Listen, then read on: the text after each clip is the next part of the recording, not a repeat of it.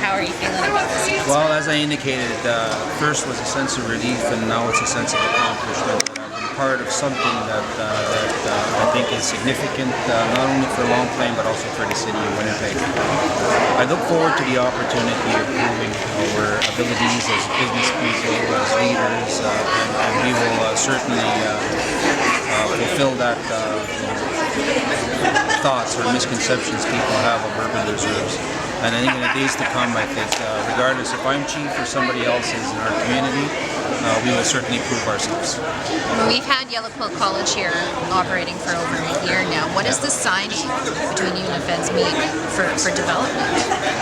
The development is actually, the land is now officially reserve status, and I think what it does is it opens the door for us to create economic development opportunities, and it opens the doors for banking and economic development funds. What kind of opportunities are we talking about? Well, we're talking about an office complex, we're talking about a gas bar, and we certainly encourage other businesses to be created here. I had the opportunity to speak to some of the local businesses with respect to car dealerships, and we're opening the doors here for them to come and sell their product here.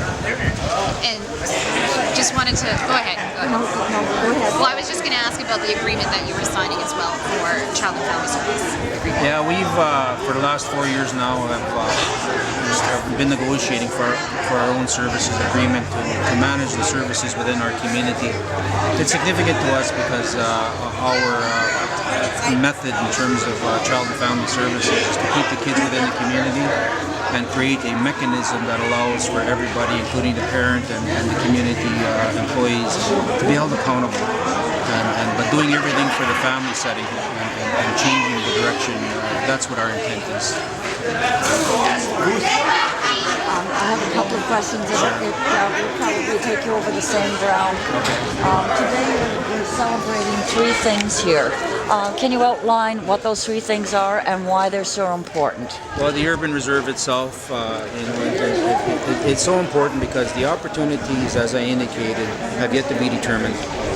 We have lots of plans. There are many things as we advance that we need to develop ourselves, as in particular. An urban reserve and what the obligations are to the city of Winnipeg, to the province of Manitoba, and federally. So as we advance, we will certainly be learning as we go. One of the other ones was the Child and Family Services Agreement. That is significant to us because it means keeping our kids at home. It means creating an opportunity for parents and certainly the staff of our community to be held accountable for their own actions. But more importantly, as opposed to looking at what the trouble of the home, we're looking at how we can help and restore whatever that is, love, kinship, and I think it all boils down to what happened to us during the residential school era, where we lost that ability for parenting. And finally, Petro-Canada. I don't know if I'm supposed to say this, but we're looking at a Petro-Canada operations here. And I think we've tendered out, the opportunities to various suppliers. They came in with the better option for us, so we're certainly going there. And when do you plan to have, are there any timelines associated with the services agreement with Winnipeg, with the construction of the 4-story office building, and with the gas bar? Do you have a timeline? Well, I think, initially, we would have to go to City Hall, knock on the door, make appointments.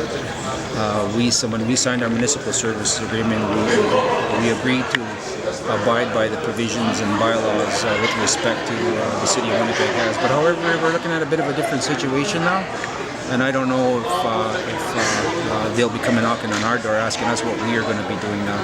And I think we will drive what happens here, and but we will also be mindful that we are also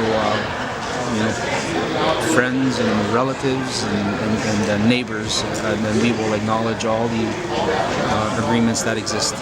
So what's different now than when you signed your services agreement a few years ago? The biggest difference is autonomy. You know, I think we have to get permission to do certain things here now. And while I don't see us posting "Please don't trespass" signs here, we certainly ask everybody to respect what we've accomplished here today and acknowledge that you know, for as long as the sun shines, grass grows, and river flows, we will be here. And this is the very first urban reserve in the city of Winnipeg. Yes, it is. What does that signal to other First Nations and to the wider community? What does it mean to them? I think what we've accomplished here is we established a path.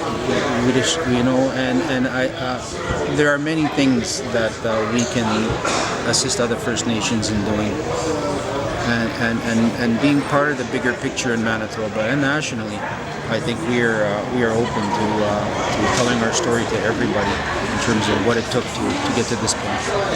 Is there anything for the wider public to be concerned about?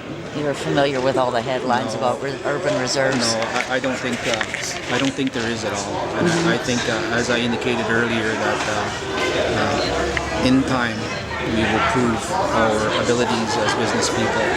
We will prove our abilities as neighbors. You know, in time, we hope that they will come and be a partner with us. And if you look around here, unfortunately, we have a better building, and so I hope property values maintain themselves.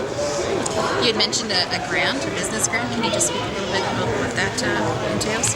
Well, like with everything else, I think what the conversion has done for us is open doors for us to access monies we wouldn't normally be eligible for if we weren't a First Nation, if our land wasn't designated. And so we are currently negotiating with the department to look at opting into the programs that are available there in terms of grants and loans and interest-free loans, and certainly the People's Economic Growth Fund. Thank you. Do you have a timeline for the gas bar in the office building? Well, we're hoping by fall we'll have a gas bar here. Okay. Office building, I think that's going to take a little. It's going to be right where we're standing. Yes. Yeah. Where's the parking going to go? Where's the parking going to go? Over there. The fenced part is our land. You mean that fenced, strip? Yeah, the fenced part. Okay. And the office building, is it related to the Chatham Family Services work? Well, you know what? When we first put the call out for that, we were at capacity right away. Right. For expressions of interest. And how many? How many square feet is it? Oh boy, I think probably 40, 50. Okay. And so that's not going to be up for a while. No, we're in the planning stages now. We're in the feasibility study stages now. Okay. And who's going to go in it? Who's signed up for it? We have nobody yet. Oh, okay. But you build it and they'll come. Okay. And